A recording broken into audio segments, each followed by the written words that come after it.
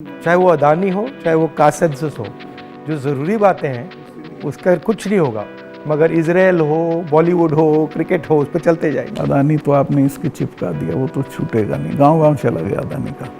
और लोग ये कहते हैं अदानी के यहाँ इसी का रुपया है। हाँ, वो 20,000 का आपने उठाया था, 20,000 का इतना बड़ा इन्वेस्टमेंट कहाँ से आएगा? तो आप कब से हैं राजनीति में? मैं राजनीति में स्टूडेंट लाइफ से हूँ, क्योंकि मैं अपनी यूनिवर्सिटी में प्रेसिडेंट था ट्वाइस। और जिस साल मैं यूनिवर्सिटी छोड़ रहा था तभी मुझे चरण सिंह जी ने बुलाया, और चरण सिंह जी के तब 30 MLAs छोड़ गए थे। किस साल की बात है ये? That is 1973।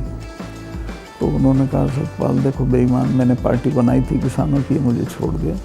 मेरा हाथ पकड़ के उन्होंने बड़ा इमोशनल होकर कहा कि तुम इस पार्टी को संभालो, किसानों की पार्टी है, और किसी से बात मत करो। अभी जाके मेरी मीटिंग है शाम को 5 बजे जिमखाना में, उससे पहले अनाउंस कर दो तुम मेरे साथ हो, और किसी से मत मशवरा। जैसे उन्होंने कहा था वैसे ही किया। और नेक्स्ट डे आ गया कि मैं उनके साथ हूँ। उन्होंने सारी पार्टी मुझे सौंप दी, जनरल सेक्रेटरी बना दिया। उसके बाद उन्होंने MLA लड़ाया, तो मैं 26 साल की उम्र में 74 में MLA हो गया। फिर राज्यसभा का मेंबर हुआ, 2 बार लोकसभा का हुआ, मिनिस्टर हुआ, और अब गवर्नर हुआ। तो तब से लड़ाई झगड़ा कुछ ना कुछ चलता रहता है। बट होल टाइम पॉलिटिक्स में आ गया, फिर प्रैक्टिस वगैरह नहीं कर पाया। तो कैसे थे वो चरण सिंह? चरण सिंह जी वो अच्छे थे। तो उनकी दिक्कत क्या थी कि उनको किसी भी तरह प्राइम मिनिस्टर बनने का एक सपना देखते थे वो। हाँ। तो उसमें उन्होंने इधर उधर किया, और वो कल्चर्ड, ईमानदार, बहुत स्वीट आदमी थे। बट ये मतलब हमारे जो पॉलिटिशियंस है, काफ़ी लोगों को ये हो जाती है कि बस बनना ही बनना है। हाँ, मतलब सब कुछ कॉम्प्रोमाइज़ करके बनना है। मैं आपको कह रहा हूँ, आपकी पूरी जो स्ट्रेंथ है जो किसी के पास नहीं है, वो ये है कि मुझे कुछ नहीं चाहिए। इससे सामने वाले सब खलास हो जाते हैं। बट ये होता क्यों है कि मतलब इतनी मतलब इम्पेशेंस हो जाती है कि बस हर हालत में ही, मतलब काफ़ी पॉलिटिशियंस ऐसे हो। आज़ादी के फ़ौरन बाद तो राजनीति एक तरह से कर्तव्य था, और लोग करते थे उसको उस तरह। फिर ये प्रोफेशन हो गया, और अब ये बिजनेस हो गया है।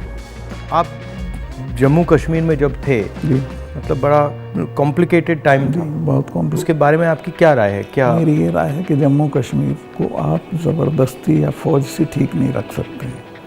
वहाँ के लोगों को जीत के आप कुछ भी कर सकते हैं, और वहाँ के लोग एमिएबल हैं। ऐसा नहीं कि इम्पॉसिबल है। मैंने तो देखा, मैंने उनको अपने साथ किया। आपने अंदर से डिटेल से देखा, सोल्यूशन वहाँ किस बेसिस पे आएगा? इमीडिएटली तो उनकी स्टेटहुड वापस करना चाहिए।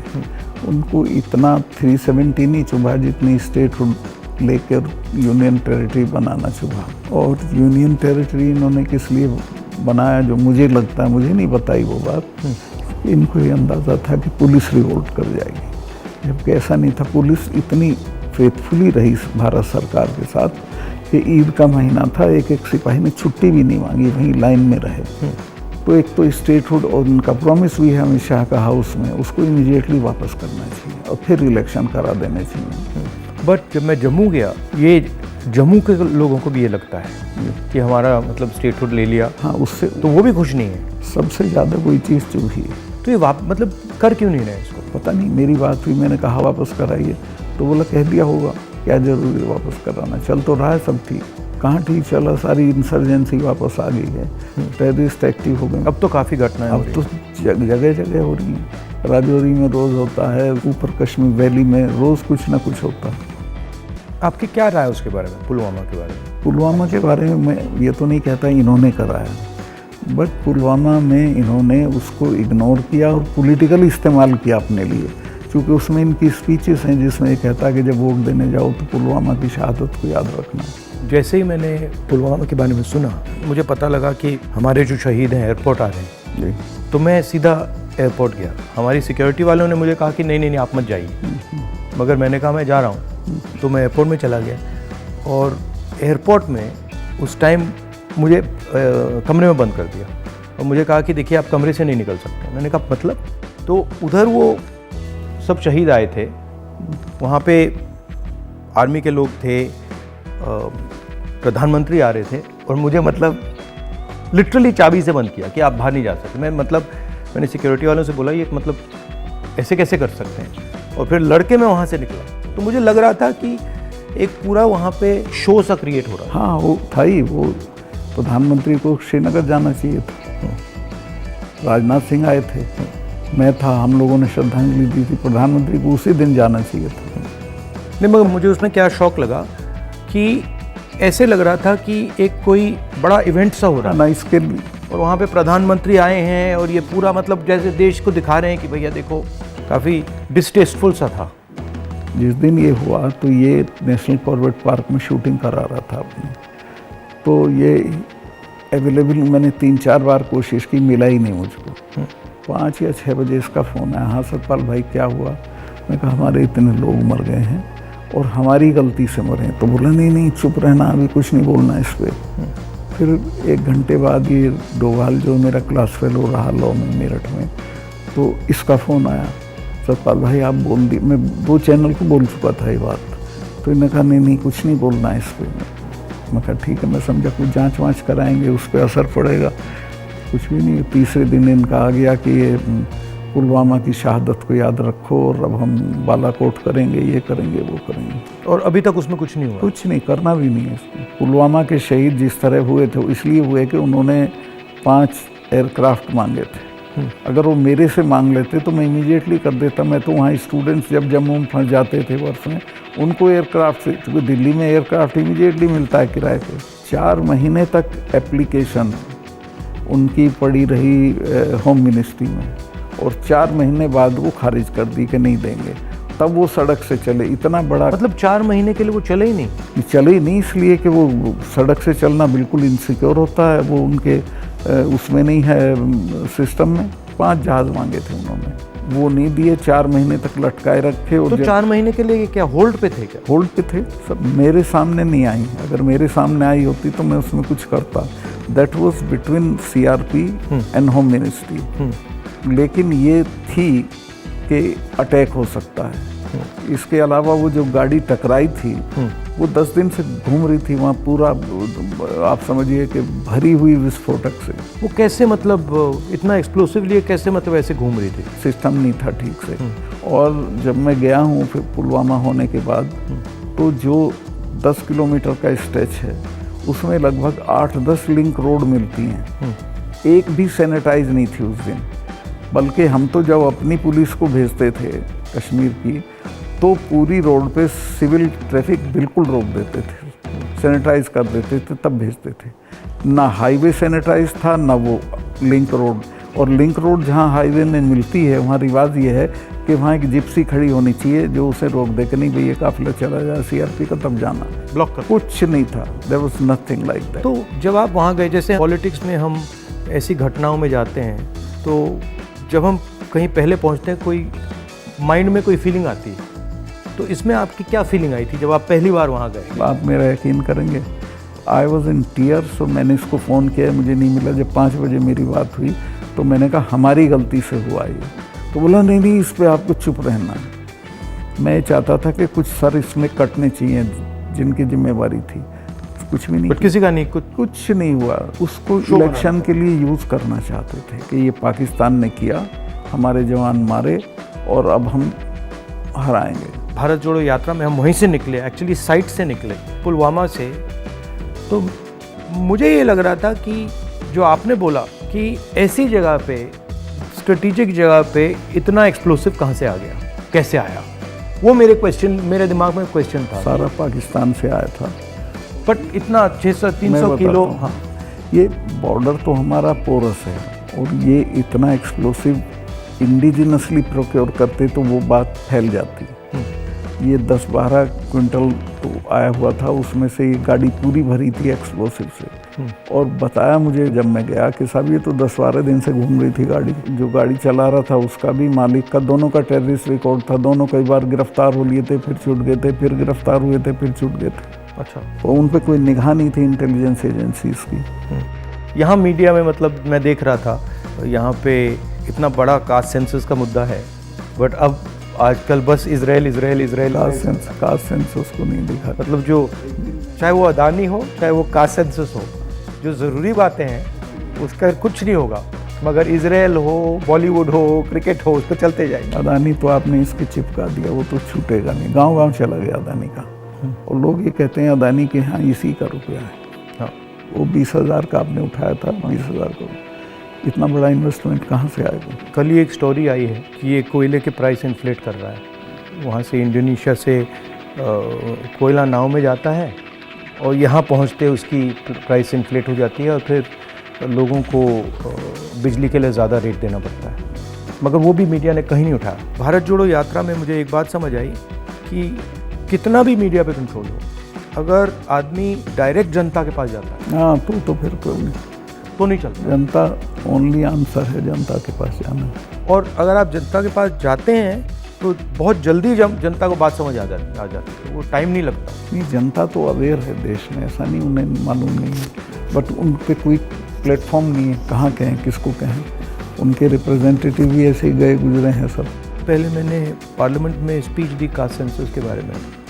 जब मैं इसकी रिसर्च कर रहा था, मैंने देखा कि हमारे सब इंस्टीट्यूशंस में, चाहे वो मीडिया हो, ब्यूरोक्रेसी हो, जो ओबीसी वर्ग है, जो दलित वर्ग है, जो ट्राइबल वर्ग है, उनका कोई रिप्रेजेंटेशन नहीं। मतलब आप बिलीव नहीं कर सकते, मीडिया में चाहे आप सबसे बड़े मीडिया हाउसेस देख लीजिए या सारे जो एंकर्स हैं, सारे रिपोर्टर्स देख लीजिए, इसमें एक ओबीसी नहीं है, एक दलित नहीं है, एक ट्राइबल नहीं है। इसके बारे में आपकी क्या राय है? नहीं, मैं तो चूँकि लोहियाइट रहा हूँ, तो लोहिया ने एक बार कहा था कि मुझे कमेटी बनानी थी गोवा की आज़ादी की, तो मैं जब भी कमेटी बनाऊँ उसमें 48% अपर कास्ट आ जाते थे, नाम मांगूँ तो भी वही आते थे। तो ये सिस्टम बन गया है यहाँ पे।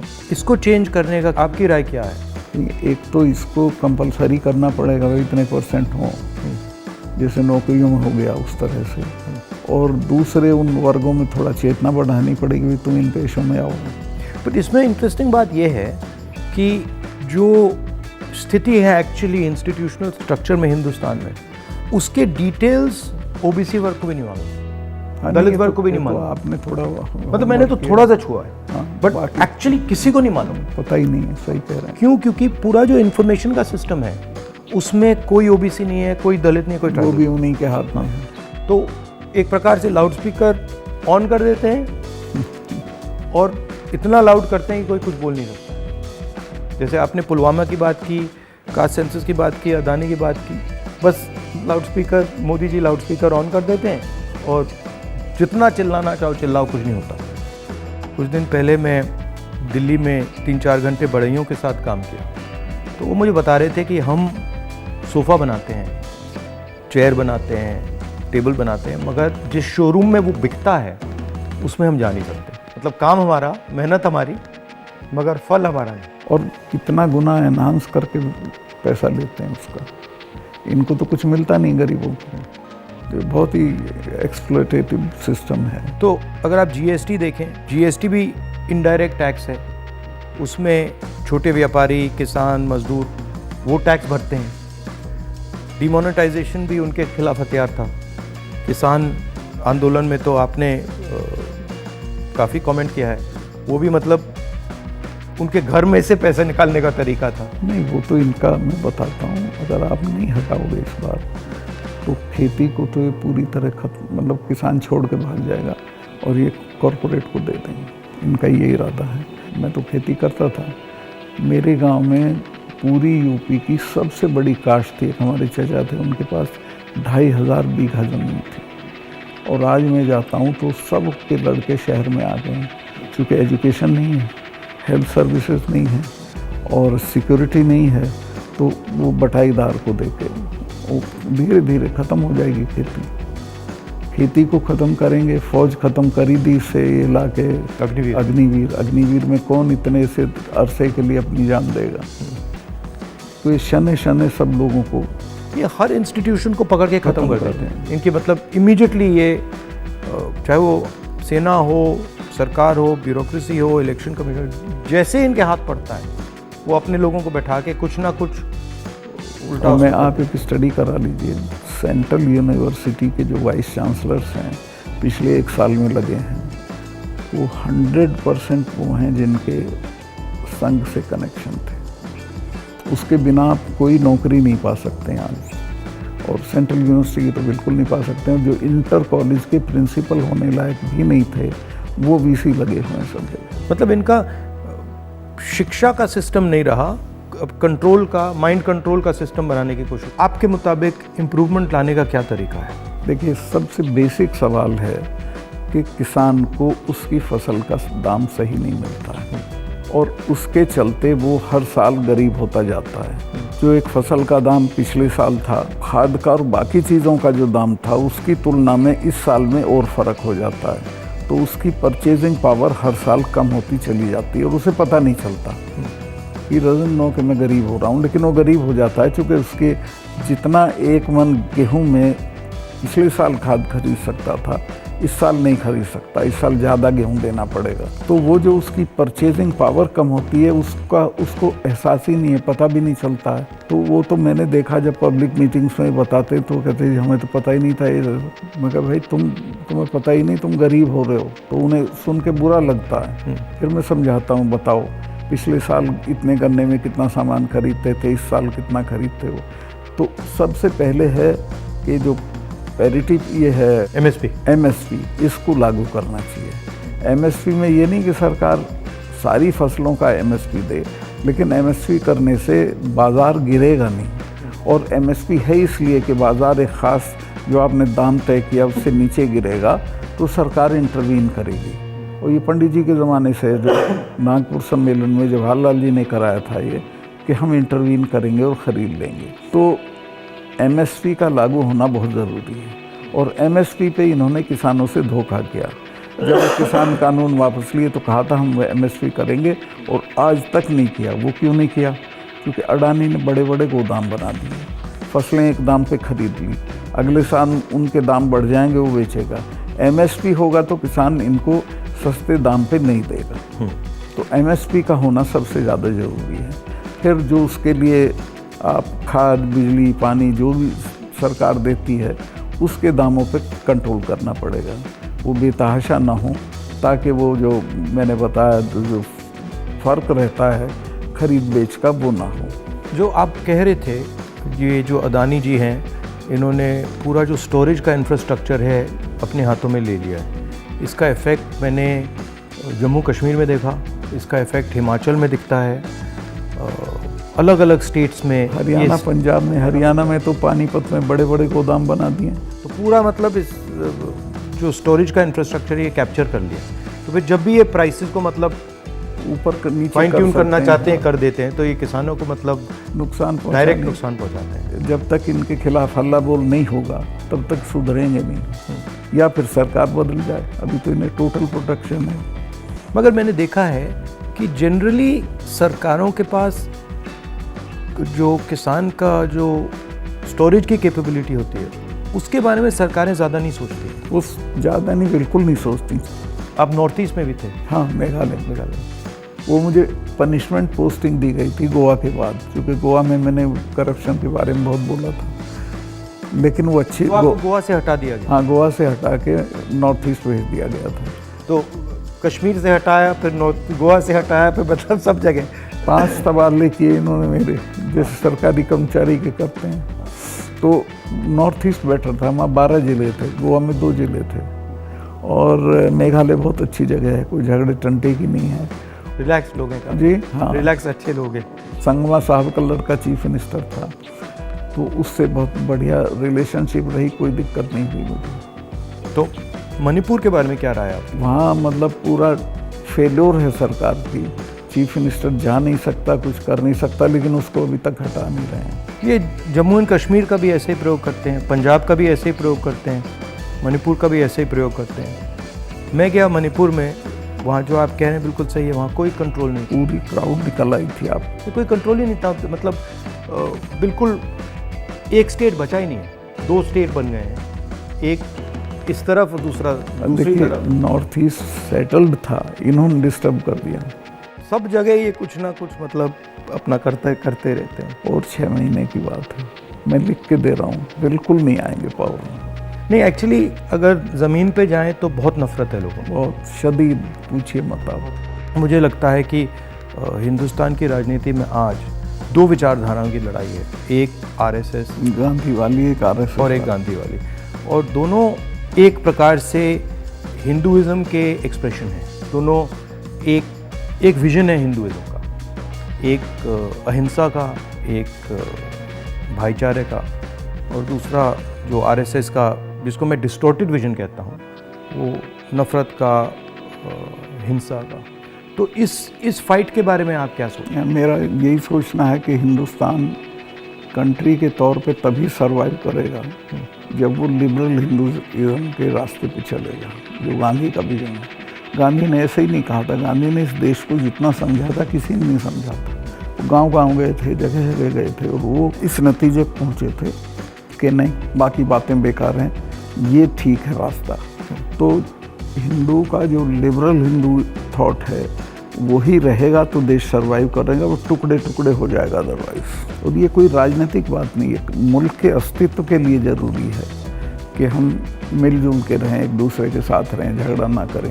नहीं, झगड़ा होगा तो मुल्क ही नहीं रहेगा ना। हाँ बिल्कुल, तो मुल्क का मतलब ही है कि मतलब भाईचारे से मिलजुल के रहेंगे, मिलजुल के लोग रह रहे हैं। तो आपका मतलब काफ़ी सालों से इस लड़ाई में आपका एक्सपीरियंस रहा है, और आप मतलब बहुत सालों से आरएसएस से लड़ रहे हैं। तो आपके मतलब सजेशंस, राय क्या है? मेरी राय ये है कि अपने लोगों में ये प्रचारित हो ठीक से गांधी का, कांग्रेस का जो विजन है कि ये हम क्यों इनसे डिफरेंट हैं, ये क्या चाहते हैं, वो क्यों आपके हक में नहीं है, ये पॉलिटिकल लोग भी नहीं बोलते हैं, उनको ही बोलना चाहिए। और जो आप कह रहे थे, जो क्रिस्टलाइजेशन होना चाहिए पॉलिटिकल लोगों की माइंड में कि भाई ये अब ये राजनीतिक लड़ाई नहीं है, अब ये आइडियोलॉजिकल लड़ाई है, वो क्रिस्टलाइजेशन इतना हो नहीं रहा है। वो नहीं हो रहा है, क्योंकि देखिए हिंदुस्तान का आदमी जो पॉलिटिक्स में एक्टिव है वो राजनीति तक और अपने तक एक्टिव है। वो एक तो पहले तो देश के बारे में उस तरह नहीं सोचता जैसे सोचना चाहिए, और वो जो ब्रॉडर इश्यूज़ हैं उन पे राय नहीं बनाता है, राय जाहिर नहीं करता है, उस पर खड़ा नहीं होता है।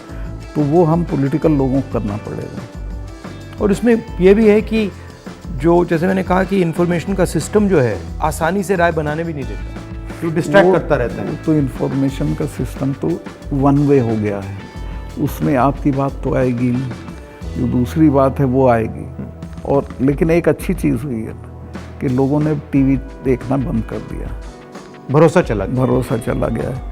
इस वक्त हम लोगों की एक ही स्ट्रेंथ है, दैट इज़ सोशल मीडिया। हम लोगों की बात सोशल मीडिया से फैलती है। ये उसको भी रोकने के सिस्टम ढूंढ रहे हैं, कैसे रोका जाए, वो अभी नहीं हुआ है, लेकिन वो हमारी स्ट्रेंथ है। जो प्रिंटेड मीडिया है, इलेक्ट्रॉनिक है, इस सब को इन्होंने कंट्रोल कर दिया, वन साइडेड कर दिया। लेकिन अच्छी बात यह कि लोग भी उसको समझ गए हैं, तो इनकी बात को यकीन नहीं करते, वो कहते नहीं ये तो गड़बड़ है। आपने कहा कि सोशल मीडिया में मतलब हमारा थोड़ा सा असर है, बट मेरे अकाउंट्स को तो पूरा सप्रेस किया जाता है, जैसे चाहे वो मेरी यूट्यूब हो, फेसबुक हो। नहीं, आपके होगा, पर आपके समर्थन में जो लोग करते हैं वो उसे नहीं रोक सकते। मगर जो वही है आपकी स्ट्रेंथ। जो सेंट्रल मेरा अकाउंट है उसको तो पक्का रोकते, मेरा यूट्यूब अकाउंट को तो पूरा दबा रखते। मेरा भी कुछ नहीं है, कहीं कुछ नहीं आता है, लेकिन जो हम लोगों के पक्ष में बात बोलते हैं वो फैलती है। मैंने देखा है कि जब भी सरकार पे कोई प्रेशर आता है, जैसे अगर कास्ट सेंसस की बात हो, अदानी की बात हो, एमएसपी की बात हो, किसानों की बात हो, तो ये कोई ना कोई गिमिक निकाल देते हैं। और अभी मैंने देखा कि जब मैंने पार्लियामेंट में अदानी की स्पीच दी तो सबसे पहले टीवी ऑफ कर दिया, उसके बाद मुझे पार्लियामेंट से निकाल दिया, और फिर स्पेशल सेशन की बात हुई, उसके बाद स्पेशल सेशन के अंदर भारत या इंडिया का डिस्कशन की बात हुई, और फिर एंड में विमेंस बिल की बात हुई, और विमेंस बिल भी वैसा कि वो 10 साल में आएगा, आज नहीं आएगा नहीं कभी। तो ये इनका ये तरीका जो है, चाहे वो पुलवामा हो, विमेंस बिल हो, डिस्ट्रैक्ट करने का इनका बहुत इफेक्टिव तरीका है। 2-3 चीज़ें हैं प्रधानमंत्री की। एक तो ये किसी भी चीज़ को वो बना देता है इवेंट, छोटी छोटी चीज़ का, और उसका अपने पक्ष में इस्तेमाल कर लेते हैं। वीमेंस बिल का भी इसने यही किया, औरतों को कुछ मिल नहीं रहा है और एहसास ये करा दिया, पता नहीं कितना बड़ा काम कर दिया। मतलब शो बहुत ग्रैंड शो होता है, जैसे वो पार्लियामेंट की बिल्डिंग नई बिल्डिंग में जा रहे थे तो कॉन्स्टिट्यूशन को हाथ में पकड़ के पूरा मतलब अब ड्रामा। नई बिल्डिंग वाला इसकी कोई ज़रूरत नहीं थी, पर उनको पत्थर लगवाना था कि मैंने बनवाई थी एक पार्लियामेंट। लेकिन वो हर चीज़ को उसी तरह से बहुत मैग्लोमेनियक की तरह करते हैं। जैसे पुराना हाउस है, उसमें अगर आप एक्सपेंशन करना चाहते हैं तो सेंट्रल हॉल में आप लोकसभा डाल दीजिए, लोकसभा में आप राज्यसभा डाल दीजिए, हो गया काम। मतलब सेंट्रल हॉल में मतलब और वो बिल्डिंग तो उसकी अगर Unlimited केयर जगह हो भी कई सौ साल चलेगी। हाँ। तो बिल्कुल। और अगर आपको सेंट्रल हॉल चाहिए तो एनेक्सी में सेंट्रल हॉल कर देते। बिल्कुल। तो प्रॉब्लम ही नहीं थी, बट प्रॉब्लम क्रिएट करके शो करके पूरा मतलब, इससे देश को काफ़ी नुकसान होता है। क्योंकि नुकसान जो होता है, main लेकिन issues हैं, उस पे एक चल- अच्छी चीज़ ये है कि लोग इसको समझ रहे हैं। लोग ना समझें तो दिक्कत है, लोग हर चीज़ समझ रहे हैं। मैं तो बिल्कुल नीचे तक जाता हूँ, वो सब बोल रहे हैं इस चीज़ को कि साहब इसको करना वरना कुछ नहीं है, ये ऐसे ही करता रहता है। और एक्चुअली जब मैं इनके भाषण सुनता हूँ और इनकी जो पॉलिसीज देखता हूँ तो एक्चुअली डेप्थ नहीं है, डिटेल में नहीं जाते। ज़रूरत नहीं है उसको, सिर्फ रूल करना है, कोई इम्प्रूवमेंट नहीं करना, कोई चेंज नहीं करनी है, सिर्फ राज करना जिसे बोलते हैं ना, बहुत क्रूड लैंग्वेज में सारा राज है, राज करना है, दैट्स ऑल। और वो उस तरह से जो जवाबदेही जनता के लिए होती है वो महसूस भी नहीं करते हैं। आपने काफ़ी बहादुरी के साथ जो पुलवामा के बारे में बोला, आपने जो अदानी के बारे में बोला, वो लोग बोलते हैं किसानों के बारे में बोला, तो फिर आपको धमकाया गया, सीबीआई इंक्वायरी सब कराएगी, सब शुरू हो गया, चीज़ें। पूरा इनका सिस्टम चालू हो गया।